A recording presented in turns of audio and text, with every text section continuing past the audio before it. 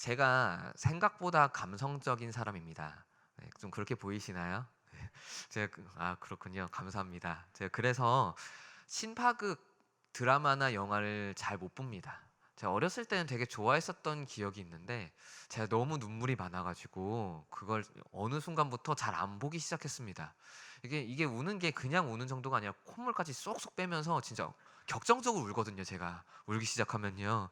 그러다 보니까 그 신파극 드라마나 영화를 보고 나면은 한동안 우울해지기도 하고 심지어는 두통도 한동안 지속돼서 그 이후로는 잘 안 보기 시작했습니다.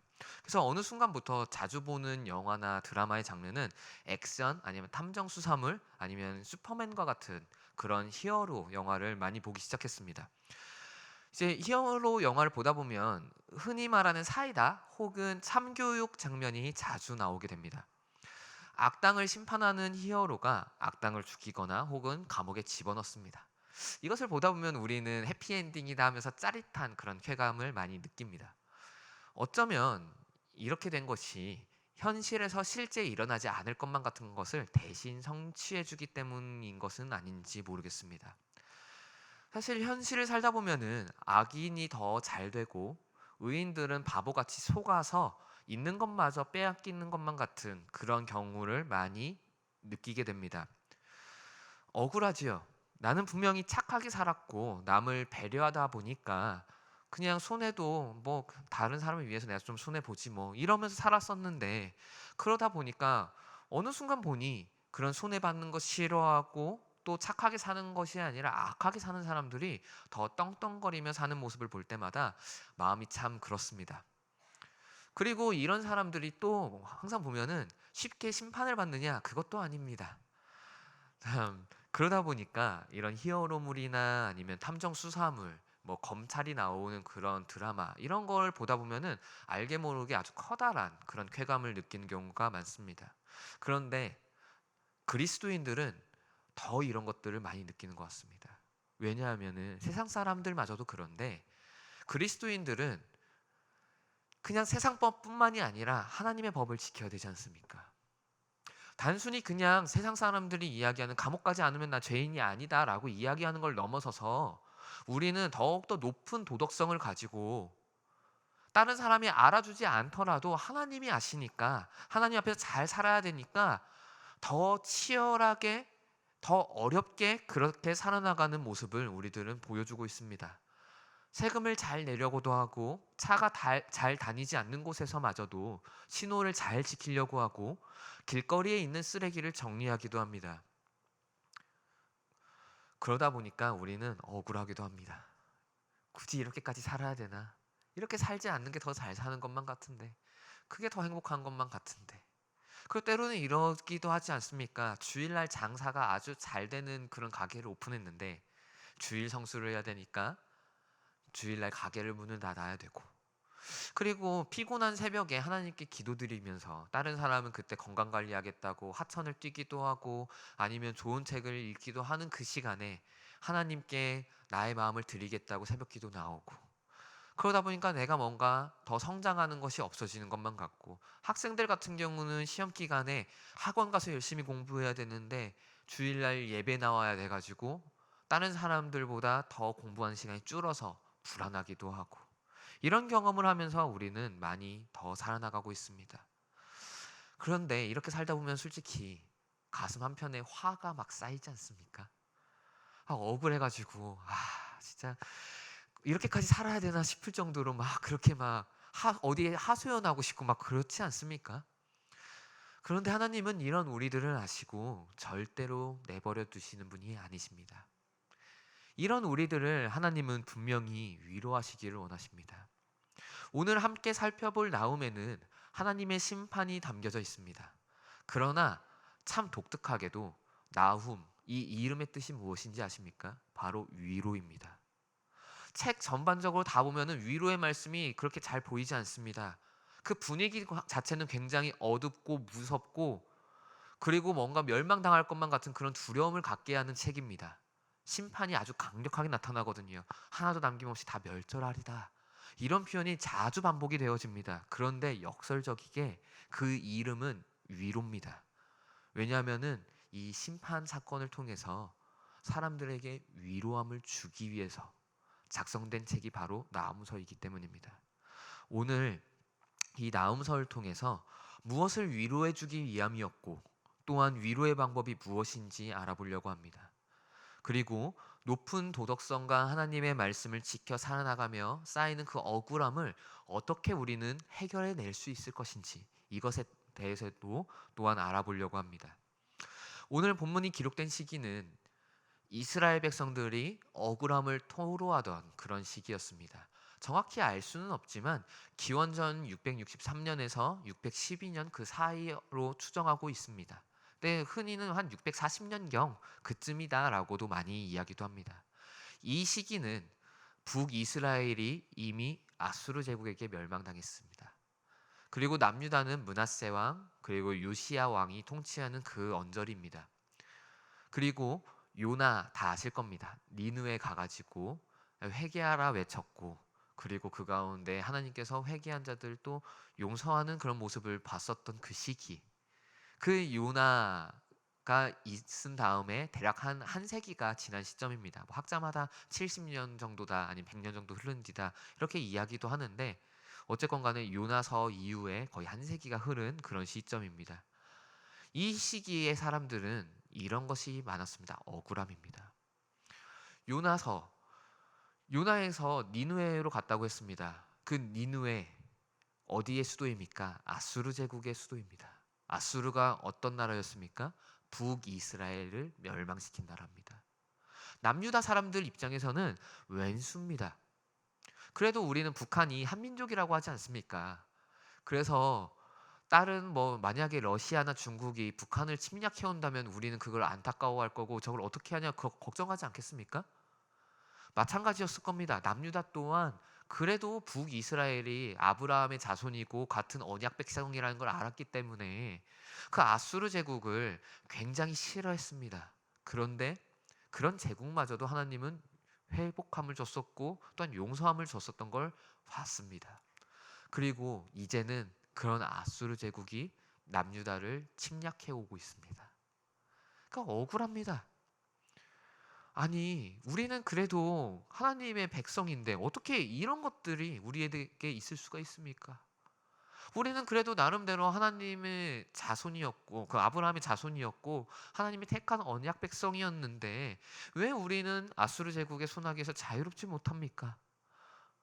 라고 하면서 그 억울함이 엄청 커다랐을 겁니다. 만약에 그래도 아수르 제국이 의로운 자들이었으면 어느 정도는 이해는 했을 겁니다.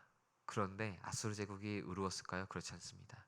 한 세기 이전에 유나가 선포함으로 회개를 했다고는 하지만은 그러나 오늘 나와 있었던 이 나훔서 뒤쪽을 보면은 이 니느웨가 얼마나 악한 족속이었는지 그것을 보여주고 있습니다. 나훔 3장 1절부터 4절 한번 보도록 하겠습니다.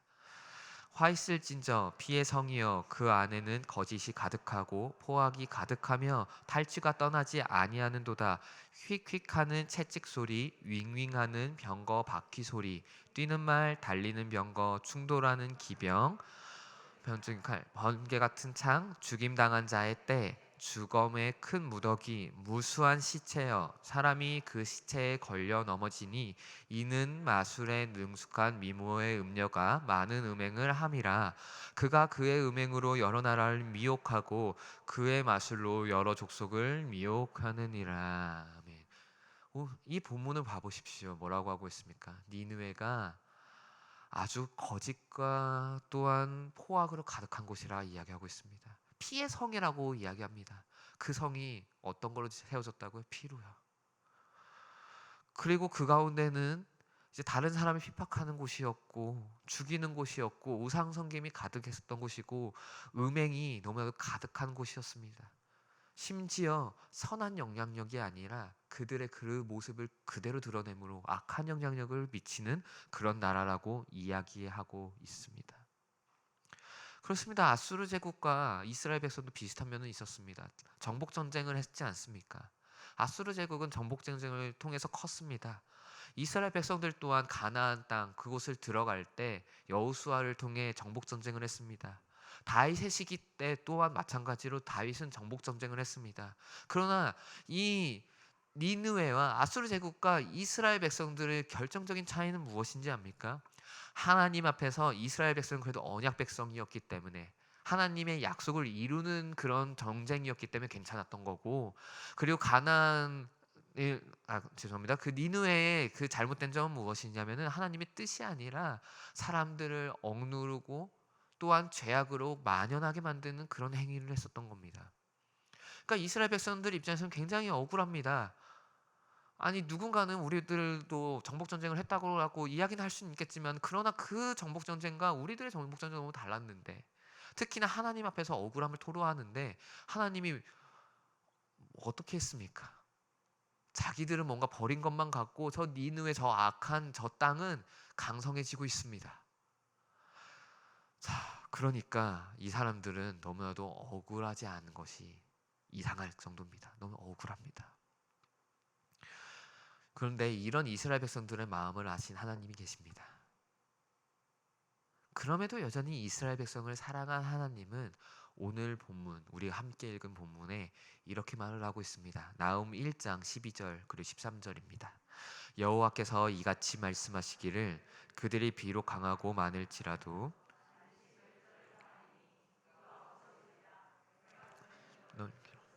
다시는 너를 괴롭히지 아니할 것이라. 이젠 내게 지은 그의 멍에를 내가 깨뜨리고 내 결박을 끊으리라. 아멘. 여기에 등장하는 하나님의 위로하심은 크게 두 가지로 나뉩니다. 먼저는 하나님의 위로는 악인에 대한 심판으로 찾아옵니다. 이스라엘 백성들이 니느웨에 대한 심판을 들을 때 위로가 되었을 것입니다. 이는 마치 일제강점기 도중에 한 선지자가 나타나서 이제 일본 멸망할 거야 라고 우리나라 사람들에게 이야기하는 행위와 비슷한 겁니다. 우리나라도 일제강점기 때 얼마나 그 해방이 되고 싶었습니까? 창씨개명 당하고 가진 거 다 빼앗기고, 그런 아픔을 우리가 가지고 있었을 때, 그랬을 때 만약에 누군가 선지자와 같은 사람이 와가지고 야 걱정 마 일본 멸망할 거야 라고 이야기했다면은 정말 그 독립투쟁을 했었던 우리 선조들에게 얼마나 커다란 위로가 됐겠습니까? 마찬가지인 겁니다. 그 니누에가 멸망당할 것이다. 내가 거길 가만히 둘 것이 아니다. 그 땅이 멸절당할 것이다 라고 이야기를 합니다. 실제로 나훔서 이후에 기원전 612년에 바벨론 제국에 의해서 멸망당하지요. 멸망당하지 않을 것만 같았던 상황에서 정말 깔끔하게 멸망당합니다. 그리고 다른 위로 하나는 무엇이냐면은 자유할 것이다 라고 표현하는 겁니다. 이제 더 이상 핍박하는 것이 없어지고 힘겹게 만들었던 것들로, 힘들게 만들었던 걸로부터 자유함을 누릴 것이다. 그러니까 걱정 말아라. 더 이상 아수르는 이스라엘 백성을 괴롭히지 못하는 존재가 되어져 버립니다. 진짜로 그렇지 않습니까? 그 결박이 풀려나고 하는, 이제 바벨론이 다 이제 끝장내버리니까 이제 아수르 제국은 역사에 사라졌고 아수르는 더 이상 남유다를 건드릴 수 없는 존재가 됩니다. 그래서 그렇게 자유함을 하나님께서는 이 이스라엘 백성들에게 약속합니다. 마침 우리 일제강점기에 너희들 해방시켜줄게. 이제 더 이상 다른 나라로부터 휘둘리지 않고 자주주권 그거를 너희들이 가질 거야 라고 이야기했었던 그런 선포가 되어진 것이죠. 그래서 이 이야기를 들은 이스라엘 백성들은 위로함을 얻기 시작합니다. 아 그치, 하나님은 절대로 의인을 버리지 않으시는 분이구나. 악인을 반드시 멸절시키시는 분이시고 또한 하나님의 백성을 절대로 포기하지 않으시는 분이구나. 반드시 우리들에게 해방을 선물하실 것이구나 라는 것을 깨닫기 시작했을 것입니다. 성도님들의 삶은 어떠십니까? 만약 성도님들의 삶이 하나님 앞에서 선했다면 세상 가운데서 억울한 일 하나쯤은 마음에 담아둔 것이 있을 것입니다. 누가복음 9장 23절은 이렇게 표현하고 있습니다. 또 무리에게 이르시되 아무든지 나를 따라오려거든 자기를 부인하고 날마다 제 십자가를 지고 나를 따를 것이니라. 아멘. 십자가가 의미하는 것은 고통, 사랑 등일 것입니다. 그러나 저는 여기에 하나를 더 더하고 싶습니다. 억울함입니다. 예수님은 이 땅 가운데 오셔서 본인이 어떤 분이신지 밝히 드러내셨습니다. 다니엘서에 등장한 인자가 바로 나다. 구약에서 선포했었던 그리스도, 그 메시아가 바로 나다. 내가 바로 너희들의 왕이다. 내가 바로 하나님의 아들이다라는 것을 가감없이 분명하게 드러내셨습니다. 그런데 사람들의 반응은 어땠습니까? 믿지 않기 시작합니다. 침을 뱉습니다. 모욕합니다. 죽이려고 힘을 씁니다. 그래서 결국은 로마 시대 가운데 가장 극형, 반역죄인, 아니면 진짜 도대체 이건 개가천선이 불가능하다라고 선포되어질 정도의 죄악을 범한 사람들에게만 주어진 그 형벌, 그 십자가에 달려 죽게 되어집니다. 예수님 입장에서 억울한 거 아닙니까? 거짓말 이야기한 거 아닙니다. 죽을 죄를 지었던 적도 없습니다. 십자가에 달릴 정도로 잘못한 거 아무것도 없습니다. 성경이 기록하기에는 아무런 흠도 없고 아무런 죄악도 없으신 분이 바로 예수 그리스도이십니다. 그런데 그분을 사람들은 죽였습니다. 억울하게요. 누명을 씌웁니다. 스스로 이야기하기를 유대인의 왕이다라고 이야기합니다. 나중에 황제한테 반역 서지를 것 같아요 라고 하면서 넘깁니다. 얼마나 억울합니까? 마찬가지입니다. 십자가를 지라는 표현은 바로 이 억울함마저도 지고라는 말씀입니다. 우리는 이제 행복축제를 앞두고 전도를 하실 겁니다. 그래서 이제 믿지 않는 자들에게 가서 예수님이 바로 우리들의 구원자다라고 선포를 할 겁니다. 그런데 그 가운데서 우리는 예수님과 같이 똑같이 모욕을 당할 수도 있고 침뱉음을 당할 수도 있습니다. 문전박대를 당할 수도 있습니다. 우리는 그 사람들을 살려주기 위해서 선한 마음으로 가는데, 야, 너 반드시 구원을 받아야 돼 라는 어떤 그런 좋은 마음으로 가는데, 그 사람들은 그것이 아니라 야 무슨 소리야 라고 하면서 우리를 거부할 수도 있습니다. 여러분들, 그럴 때 오늘 말씀을 기억하길 바랍니다. 그게 바로 십자가 지는 겁니다. 그게 바로 억울함을 가지고 가는 겁니다. 이와 같이 우리는 억울함이 우리의 삶 가운데 반드시 있어야 됩니다. 아마 우리 지금 이 자리에 오신 성도님들은 예수님을 믿었기 때문에 당한 억울함이 하나 정도는 있었을 겁니다. 그냥 살다 보니까 이제 내가 하나님 앞에서 잘 살기 위해서, 깨끗하게 살기 위해서 바보처럼 살아가지고 당한 억울함도 마음 안에 하나씩은 다 가지고 계실 겁니다. 그리고 저는 그 억울함이 더욱더 많기를 원합니다. 억울함이 많다는 거는 반대로 이야기하자면은 그만큼 우리가 십자가를 잘 지고 있다는 말이기 때문입니다. 어쨌건 간에 우리는 우리의 삶 가운데 억울함이 분명히 있습니다. 반드시 있어야만 합니다. 근데 그럴 때마다 우리는 때로는 마음이 연약해지지요. 무너지지요. 그렇지 않습니까? 저도 아내와 해외로 여행을 좀 가고 싶습니다. 코로나 도중에 결혼을 하다 보니까 해외로 신혼여행을 못 갔습니다. 그래서 지금 아내랑 단둘이 해외여행을 가본 적이 한 번도 없는데, 근데 이제 해외로 나갈 수 있는 타이밍이 왔는데 또 이제 사역 때문에 해외 나가지 못하는 그런 슬픈 상황이 되어져 버렸습니다. 거기에다가 참 감사하게도 이제 태문을 열어주셔서 이제 아이가 생겼습니다. 아유, 감사합니다. 그래서 이제는 조심스러워서 어디도 잘 못 갑니다. 그리고 또 조금 있으면 애가 나오면 또 어디 데리고 나가는 게 얼마나 힘듭니까? 단둘이 가지도 못합니다, 이제는. 그래서 이제 친구들이 그 해외여행 다녀온 사진을 인스타그램에 올리고 아니면 뭐 카톡 이제 프로필 사진을 바꿔놓고 그러면은 약간 셈이 납니다. 좀 억울해요. 아, 나 가고 싶은데 왜 하필이면 내가 코로나 도중에 결혼을 해가지고 말이야. 막 이러면서 그런 억울함이 때로는 있습니다. 때로는 내가 왜 사역자가 돼가지고 왜 하나님은 나를 불러가지고 가지도 못하게 이렇게 막아주셨는지 약간 이런 억울한 감정도 솔직하게 듭니다. 그런데 이런 제가 이 말씀을 읽으면서 어떤 생각을 했는지 아십니까? 생각해보면 고작 그 여행 하나 때문에 하나님께서 맡긴 내 양을 버리고 간다는 거, 그거 말도 안 되는 거다. 그치? 그렇지 않습니까? 고작 그 여행 때문에 하나님께서 주신 이 귀한 이 자녀 막 그 미워하는 거, 그거 말도 안 되는 거다. 그렇지 않습니까? 그리고 오히려 코로나 도중에 하나님께서 나에게 베풀어 주신 은혜가 있었는데 고작 그 여행 하나 때문에 그 은혜를 포기한다? 그건 말도 안 되는 거였습니다. 그렇지 않습니까? 그렇습니다. 우리는 억울하더라도 그 가운데서 하나님의 위로하심을 바라봐야 됩니다. 하나님의 함께 하심을 바라봐야 됩니다. 억울하다고 뛰쳐나가는 것이 아니라, 억울하다고 막 내 마음이 막 요동치고 쓰러져 내려가는 것이 아니라, 우리들은 그 가운데서 마음을 좀 지켜야 됩니다. 그래서 오늘 본문 15절에는 또한 이렇게 이야기합니다. 나훔 1장 15절입니다. 같이 한번 읽어보겠습니다. 나훔 1장 15절입니다. 제가 읽어드릴게요. 볼지어다 아름다운 소식을 알리고 화평을 전하는 자의 발이 산 위에 있도다. 유다야, 내 절기를 지키고 내 서원을 갚을지어다. 악인이 진멸되었으니 그가 다시는 내 가운데로 통행하지 아니하리로다 하시니라. 아멘. 이 위로함의 이유는 우리가 억울함 때문에 넘어지지 않도록 하기 위함입니다. 15절에 이렇게 표현하지요.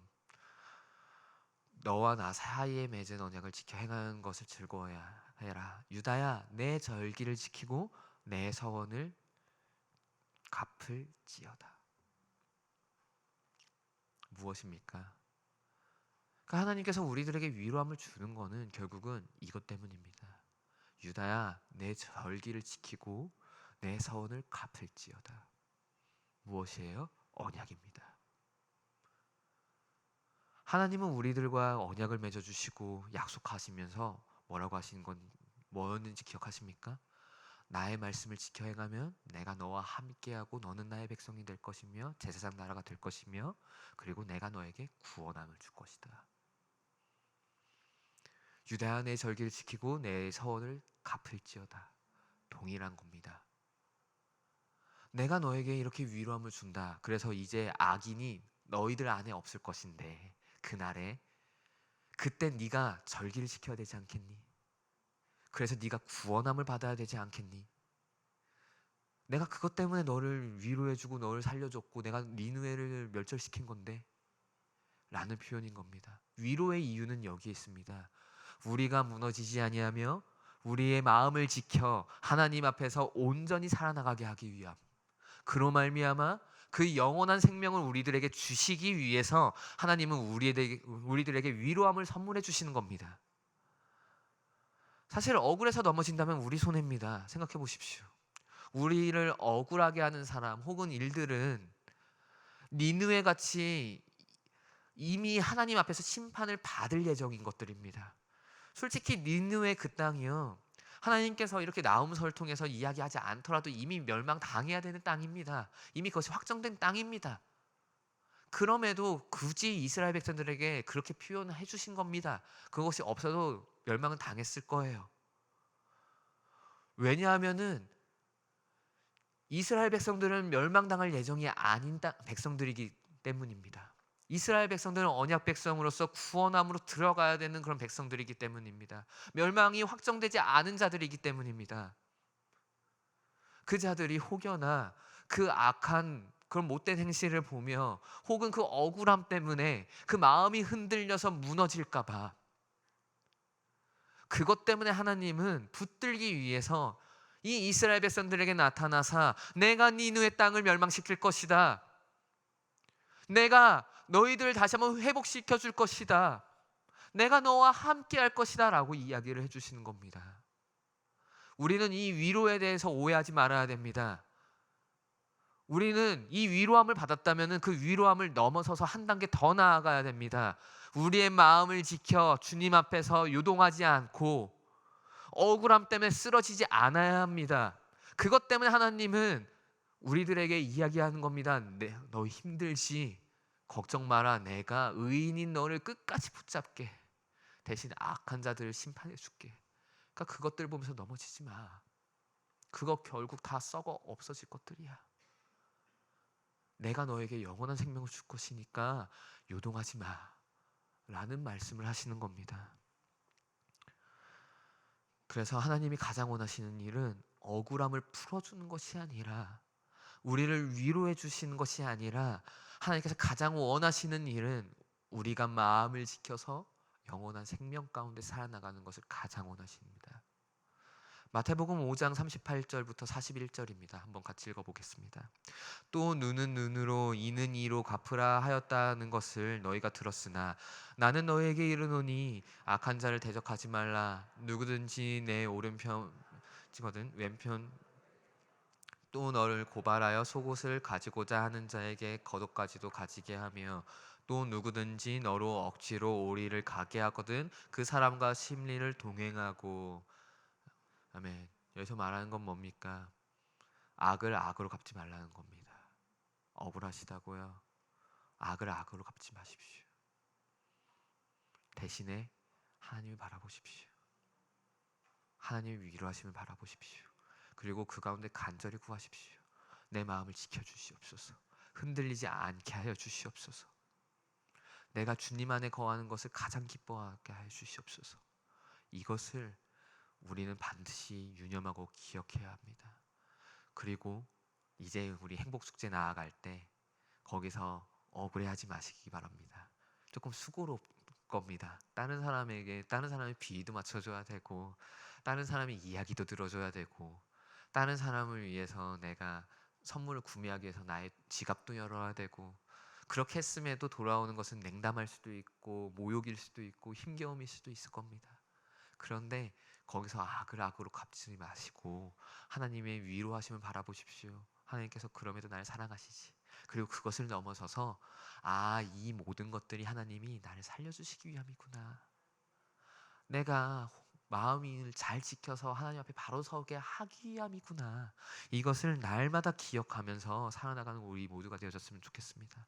그래서 지금 이 자리에 있는 저와 여러분 모두가 마음을 잘 지켜 나중에 저 천국 땅에서 웃으면서 다시 한번 만나는 우리 모두가 되어지기를 간절히 소원합니다. 이 시간 우리 같이 기도하고 나아가도록 하겠습니다.